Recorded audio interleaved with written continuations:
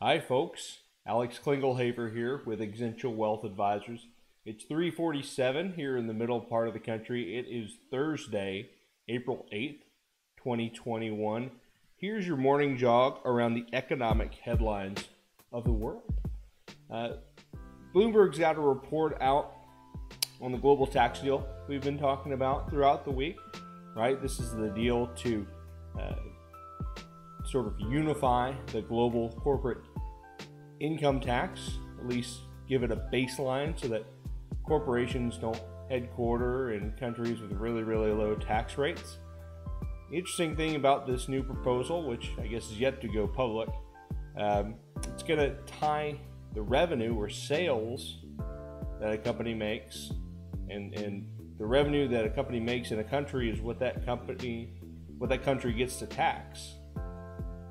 That's a boon if you're a tax accountant, a global tax accountant, right? Because now we get to figure out how much revenue gets generated in each country, and each country gets to state claims on a corporation's revenue. So that sounds like a really ambitious plan to me, to go ahead and let's say a multinational like Apple or Microsoft, now you've got to pay taxes to 140, 150 different countries that you do business with, and each one is grabbing at their own little slice of the pie. It's great to have a tax rate that's negotiated. Not so sure that that's going to be feasible from an operational perspective or political perspective. Oil's down a little bit after some surprise gas builds yesterday. Refinery runs were up just a little bit in anticipation of some summer driving here in the U.S. Actually, imports weren't up a whole lot. So driving moves may be a little bit down as well. Price is still around $62 on Brent, 59 here on WTI.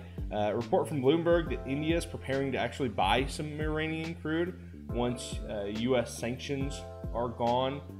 Speculation is that's going to be later on in the year, once the nuclear deal gets renegotiated. Here's the thing about Iran, and here's why it won't affect the crude market that much. And if you're sort of deep into oil transportation Twitter, this is something you probably already know. Iran's exporting a lot of their oil already. They're just doing it on the shadow market. So this will bring a little bit of that to light, give them some additional buyers. India is one of those, but they're already selling a heck of a lot of oil, so their official numbers are kind of not right. Apple's going to be reducing their production of iPads and MacBooks. We talked about this earlier this week. It's display drivers. That's the key. The things that power the screens, the very cheap chips, are what's in very low supply. It's not the chips that Apple makes themselves, but components that they take in from other companies. That's what's curbing some of this production, and we could start to see some shortages as folks continue to buy computers. They get snapped up, and chips are no longer available. Last but not least, the UN's food index rose for a 10th straight month.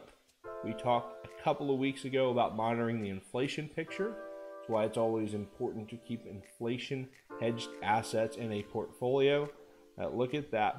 Food costs are as high as they were in 2014. If we continue to see food creeping up just a little bit, that could be an inflationary sign, and that's going to have an impact on portfolios over the long term. If you want some additional information throughout the day, feel free to follow me on Twitter. It's OKC CFA CFP. Until then, I'm out.